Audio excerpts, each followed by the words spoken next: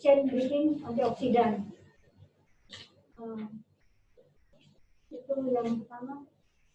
Terus sehingga dengan adanya kandungan antioksidan ini yang mempunyai sifat struktur dari phycocyanin yang bisa menghambat radikal bebas dengan mendonorkan atom hidrogen, kemudian dapat bersifat sebagai chelator singlet, kemudian juga bisa meningkatkan kadar O2 sehingga bisa menghambat radikal bebas. Kemudian makna fisiologis yang dokter tanyakan pada pertanyaan yang kedua. Pada filsafat ilmu ada 3 cabang ilmu. Yang pertama adalah ontologi, kemudian aksiologi, kemudian epistemologi.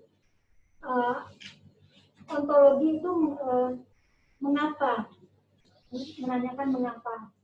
Kemudian aksiologi, apa yang didapat, nilai apa yang didapat. Kemudian epistemologi itu caranya bagaimana, kemudian metodenya bagaimana. Kemudian Prof menanyakan metode apa yang dilakukan, kemudian hambatan apa yang dilakukan selama penelitian ini. Sebetulnya dari awal sampai akhir saya duduk di sini, semua itu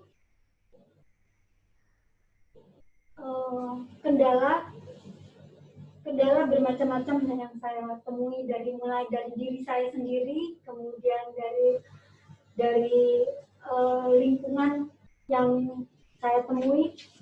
Sebetulnya dari semua itu kendala terbesar adalah dari sendiri. Mental blocking yang paling besar. Sebetulnya kendala itu ternyata bisa dihadapi tergantung bagaimana kita mengatasi mental blocking yang ada pada diri sendiri. Sebetulnya utamanya adalah pada diri sendiri.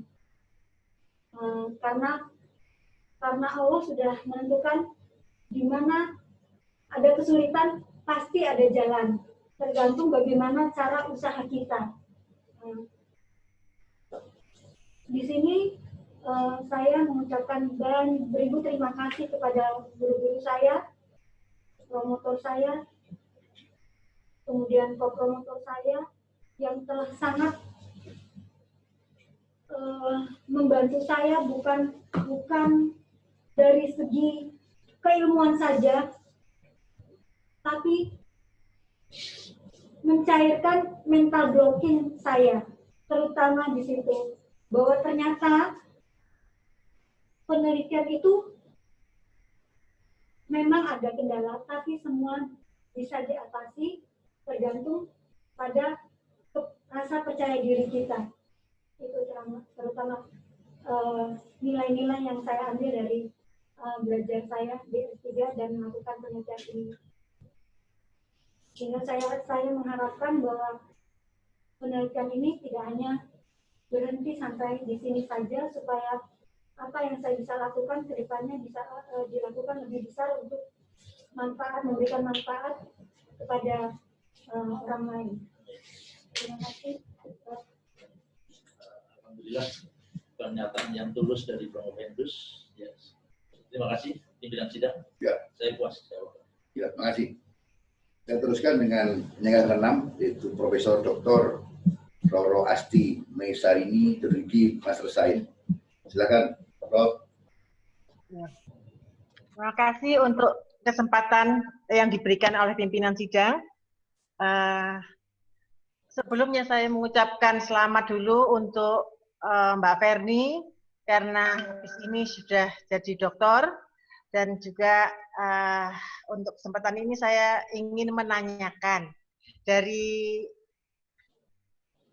jumlah sampel, saya bingung soal jumlah sampel yang ada di ada di ringkasan di halaman 10X itu ditulis bahwa masing-masing terdiri dari 6 ekor tikus. Kemudian di summary juga 6 red ya.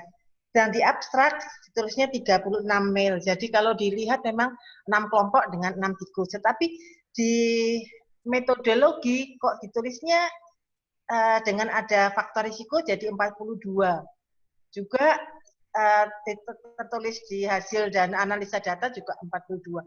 Sebetulnya yang dipakai itu yang mana gitu? Jadi 6 atau 7? Atau ya nggak tahu lah gimana, memang tadi awalnya 7 lalu jadi 6, jadi misalnya memang itu jadi 6 semua, ya mungkin disamakan semua sampai di dalam, atau kalau mungkin ada yang mati, ada kelompok yang enggak, kan nggak apa-apa, ada yang 6 dan 7. Saya nggak ngerti bagaimana. Itu yang pertama. Yang kedua, yang mau saya tanyakan adalah mengenai ekspresi BCL2. BCL2 itu kan punya sifat sebagai pro-apoptosis, juga bisa sebagai anti-apoptosis. Dalam penelitian ini, pemberian spirulina dengan dosis 900 mg per berat badan itu menghasilkan ekspresi sama seperti yang normal maupun sama dengan yang menggunakan spirulina dari luar, ya standar. Jadi dalam penelitian ini BCL2 itu sebagai apoptosis atau sebagai anti-apoptosis. Nah, kalau karena dia menurun ya, kalau dia berfungsi sebagai anti-apoptosis, apakah pemberian spirulina ini tidak mengganggu proses radioterapi yang bertujuan mematikan sel tumor? Nah, itu dulu yang saya tanyakan. Terima kasih. Terima kasih, Prof. Pertanyaannya. Profesor Dr. Asti Meisarini, Dokter Gigi, Magister Kesehatan. Beliau adalah guru besar pada Departemen Ilmu Akhirah Kedokteran Gigi di Fakultas Kedokteran Gigi Universitas Airlangga. Beliau juga guru saya saat menempuh program pendidikan magister di Fakultas Kedokteran Gigi Universitas Airlangga. Terima kasih, Prof. atas bimbingannya selama ini dan bersedia menjadi penyangga saya pada hari ini. Saya akan menjawab pertanyaan yang pertama. Memang dari hasil perhitungan sample size awalnya yang saya gunakan adalah 42 ekor tikus. 42 sebetulnya dari hasil perhitungan itu 6 ekor tikus, kemudian ditambahkan 10% sebagai persentase untuk menjaga kemungkinan kematian karena apa? Karena radiasi yang diberikan adalah radiasi yang sifatnya mempunyai energi yang besar dibandingkan dengan radiasi yang digunakan sehari-hari di bidang kedokteran gigi. Yang saya gunakan energi radiasi yang di sini pada penelitian ini adalah energi radiasi yang menggunakan dosis 10 gray. Jadi sangat-sangat jauh lebih besar dibandingkan yang dari radiasi yang digunakan untuk radiodiagnostik yang biasa digunakan di kedokteran gigi sehari-hari. Sehingga saya menggunakan persentase kematian untuk mengatasi apabila dalam penelitian itu ada kematian sebesar 10%. Dan ternyata memang pada proses penelitian pada masing-masing kelompok ada tikus yang mati. Dan memang ini 10% itu saya ambil dari penelitian yang sudah pernah saya lakukan pada waktu saya S2.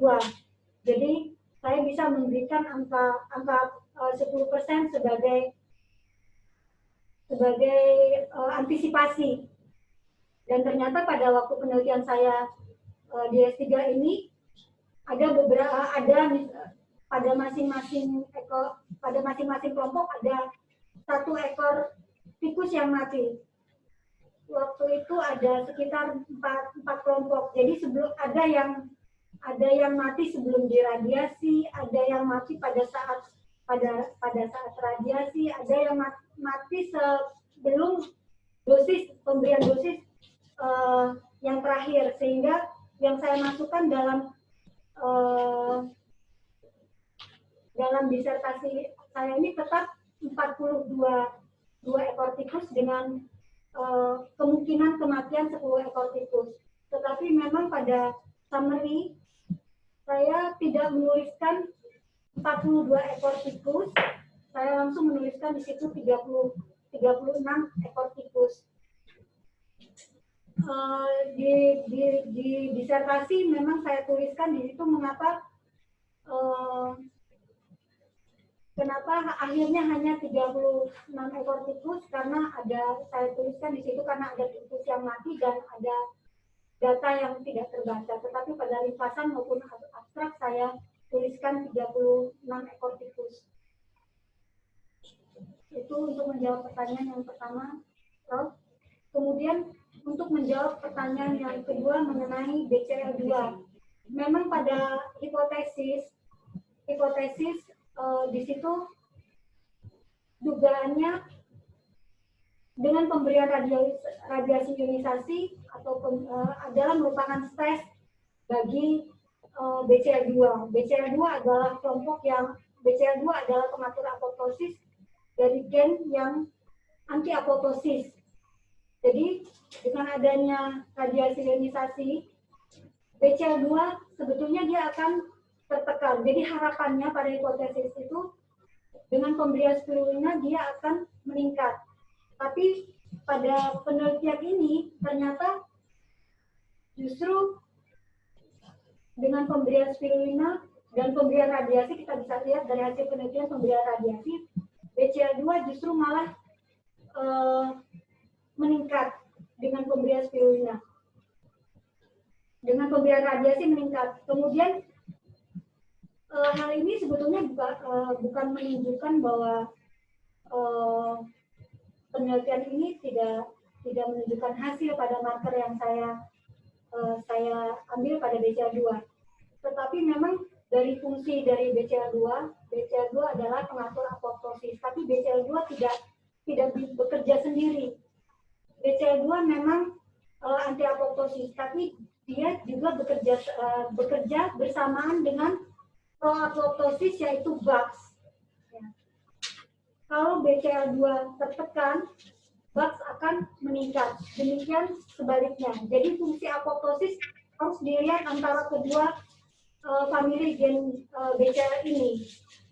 Nah, pada penelitian ini, BAX tidak dilakukan penelitian. Jadi ini yang saya masukkan juga sebagai hambatan. Jadi seharusnya BAX itu juga dilihat sehingga fungsi dari BCL2 bisa dilihat. Sekalipun demikian, hasil dari BCL2 ternyata dia pada penelitian ini mengembalikan kondisi pemberian spirulina, mengembalikan ekspresi BCL2 pada kondisi yang normal. Hal ini menunjukkan bahwa sel berusaha untuk memproteksi diri atau melindungi diri dari sel-sel normal berusaha memproteksi diri dari adanya radiasi. Jadi BCL2 di sini bukan menunjukkan fungsi dari potensial membran mitokondria. Terima kasih, itu jawaban saya, Prof. Ya, sebetulnya memang kalau tadinya ada faktor resiko 10% jadi 7, kalau ada yang mati 1, masih 6, itu masih nggak masalah. Karena memang perhitungannya kan 6. Tapi kalau ada yang mati 2, berarti harus menambah. Cuman mungkin perlu disamakan saja apa yang ada di summary, di ringkasan, sama di itu nggak disamakan saja supaya yang baca nggak bingung gitu aja, cuman saran. Nah, jawaban lainnya ya cukup memuaskan. Terima kasih. Saya cukup puas, terima kasih. Ya, terima kasih, Prof. Kita teruskan dengan Profesor Dr. Ida Bagus Narmada Turki, spesialis ortodontis konsultan. Silakan, Prof. Narmada. Baik, selamat pagi. Assalamualaikum warahmatullahi wabarakatuh. Terima kasih pimpinan sidang. Sebelumnya saya ucapkan selamat kepada Dr. Ferni. Hari ini sudah nanti sebentar lagi akan dinyatakan studi S3-nya akan berakhir. Walaupun demikian, tentunya saya akan memberikan apresiasi tentang penelitian yang Dr. Ferni lakukan. Itu suatu penelitian yang baik, bagus, karena dia sifatnya eksplorasi dan intervensi. Jadi mengeksplorasi apa dampak dari radioterapi, ya, terutama terhadap keganasan di rongga mulut dan leher. Walaupun demikian, tentunya mestinya diperhatikan juga organ-organ lainnya, karena itu akan berdampak sistemik, tidak hanya di rongga mulut saja, mungkin organ-organ lainnya. Tadi sudah dinyatakan bahwa beberapa tikus ada yang mati, ya. Tentunya matinya apakah karena dampak dari radioterapinya atau karena bagaimana, ya. Mungkin itu bisa dilakukan mendapatkan penjelasan. Kemudian dari segi eksplorasi, dari penelitian saudari itu telah jelas nampak bahwa dapat menurunkan P53, ya, sebagai ekspresi dari tumor. Tentunya bahan-bahan tersebut yang diintervensi memakai gagang biru hijau, ya, dan itu sekarang itu sudah dikonsumsi sebagai suplemen dan sudah dapat dibeli di Tokopedia, di online, ya. Nah, tentunya saya akan bertanya, bagaimana pendapat saudara tentang penggunaan atau sekarang sudah digunakan sebagai suplemen di masyarakat. Itu pertanyaan satu. Kemudian pertanyaan kedua, apa rencana saudara, ya, berkaitan dengan penelitian yang saudara dapatkan, terutama selain P53 dan beberapa termasuk juga aquaporin dan lain sebagainya.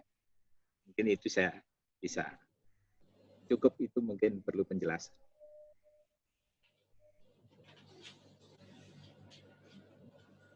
Terima kasih Prof atas pertanyaannya. Profesor Dr. Ida Bagus Narmada, dokter gigi spesialis ortodonsi konsultan. Beliau adalah guru besar pada Departemen Ortodonsia Kedokteran Gigi di Fakultas Kedokteran Gigi Universitas Airlangga. Terima kasih Prof atas bimbingannya selama ini dan terima kasih telah berkenan meluangkan waktu untuk menjadi penguji penyangga disertasi saya pada hari ini. Saya akan berusaha menjawab pertanyaannya, Prof. Memang di pasaran saat ini sudah banyak beredar spirulina yang bahkan mudah didapatkan dengan belanja online. Dari kebanyakan yang ada di pasaran itu adalah spirulina yang berasal dari luar negeri. Yang banyak itu adalah salah satunya adalah produksi DXN yang bisa dijual melalui multi level marketing. Harapan saya di sini salah satunya adalah berusaha untuk mengangkat hayati bahari Indonesia, bahwa ternyata berdasarkan dari hasil penelitian ini, spirulina yang berasal dari hayati bahari Indonesia itu tidak kalah hasilnya dengan produksi di luar negeri. Cuma memang dibutuhkan informasi lebih banyak dari hasil-hasil penelitian yang ada di dalam negeri. Kemudian penelitian yang saya lakukan ini juga harapannya dapat bisa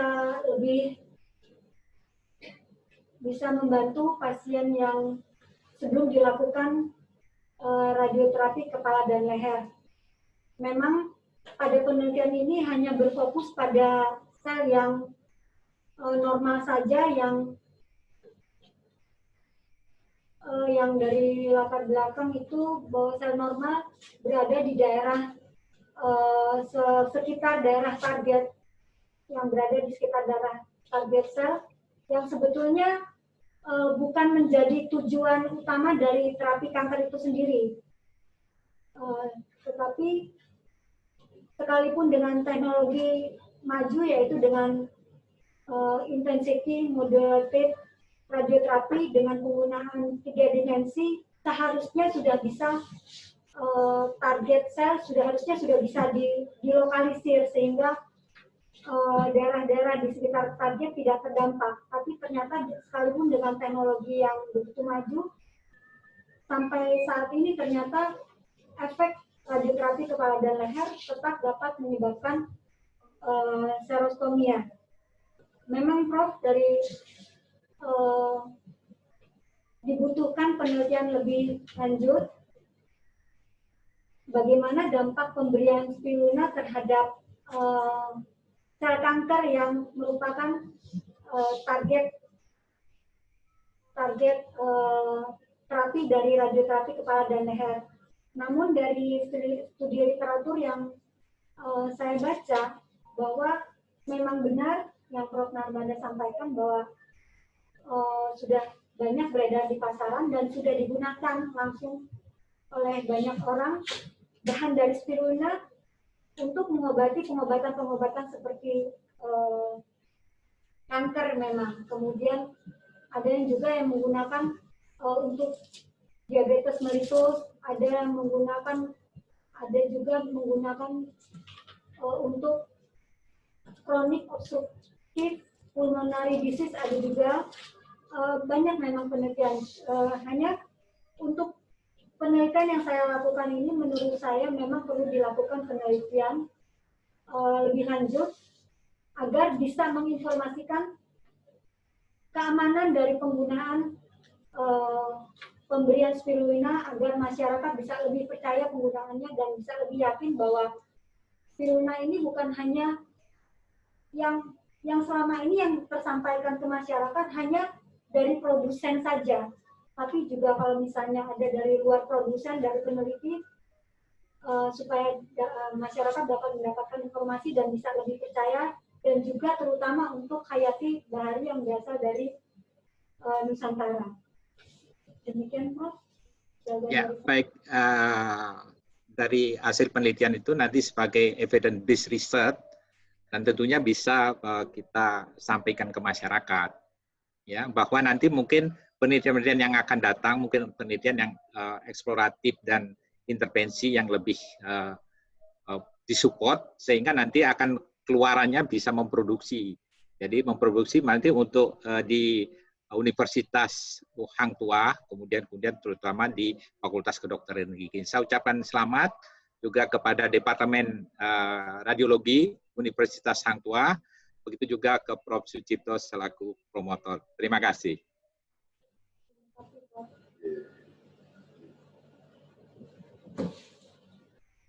Ya, terima kasih. Kita teruskan dengan Dr. Muhammad Miftah Usurur, Mas Kesehatan PhD, Sekretariat Dalam Binasim. Silakan. Terima kasih, Prof. Sutoyo. Pertama kami ucapkan selamat ya kepada Ibu Sariano Verni, Dr. Sariano Verni yang menurut saya juga selamat untuk pembimbing promotor ya, karena naskahnya luar biasa. Menurut saya tata cara penulisan naskahnya rapi, berisi dan luar biasa. Salah satu naskah terbaik yang pernah saya baca selama menguji dokter. Saya mempunyai beberapa pertanyaan. Yang pertama tentang aplikasi dari spirulinanya sendiri. Spirulina ini kan dari hipotesisnya dia menghambat pembentukan ROS.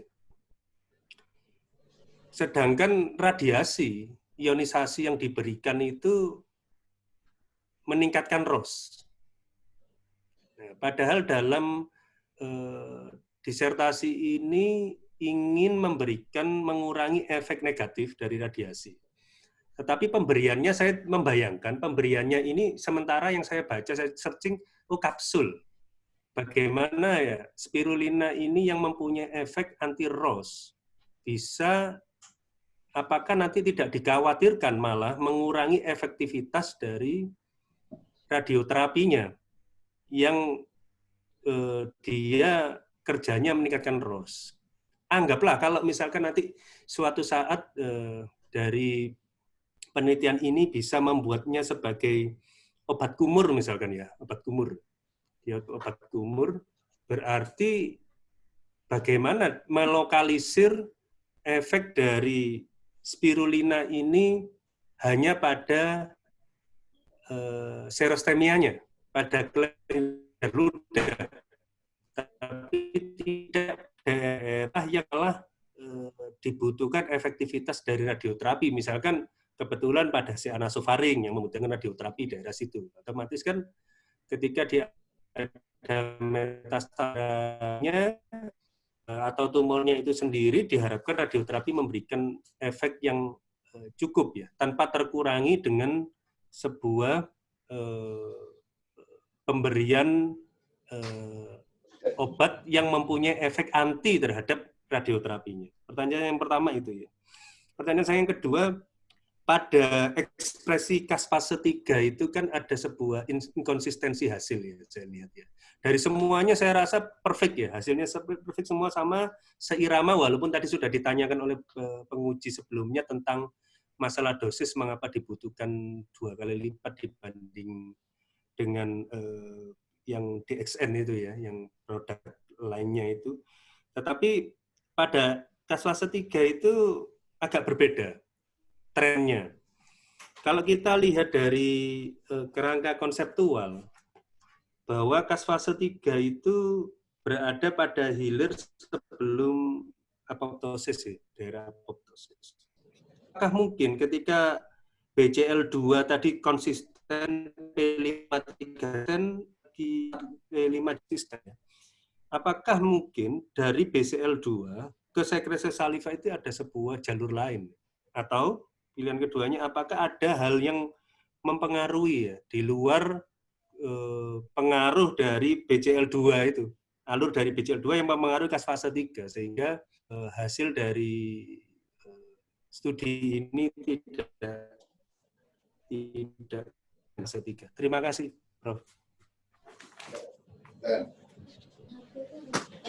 Terima kasih dokter atas pertanyaannya. Dr. Muhammad Sunur, spesialis penyakit dalam, magister kesehatan PhD di Nasim. Beliau adalah ketua lembaga pusat pengembangan jurnal Universitas Airlangga dan staf divisi gastroenterologi, mikrobiologi, epidemiologi molekuler Universitas Airlangga, Studi Dr. Sutomo. Terima kasih dokter atas waktunya berkenan menjadi penguji penyangga pada ujian terbuka hari ini. Saya akan berusaha menjawab pertanyaan yang pertama.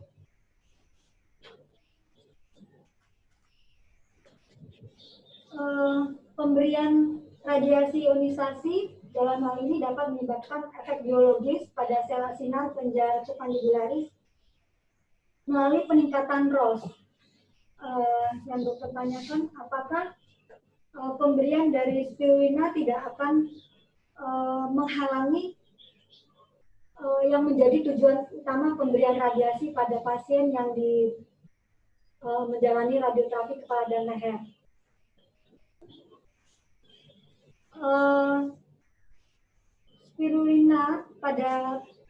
Pemberian spirulina pada pasien yang menjalani radioterapi kepala dan leher, itu harapannya bahwa ROS akan menghambat ROS, sehingga kerusakan pada 3 komponen penting dari sel bisa dihambat. Kalau berdasarkan studi literatur yang saya baca, spirulina juga mempunyai sifat anti kanker, kemudian sebagai imunomodulator, kemudian ada juga yang menyebutkan sebagai antiviral.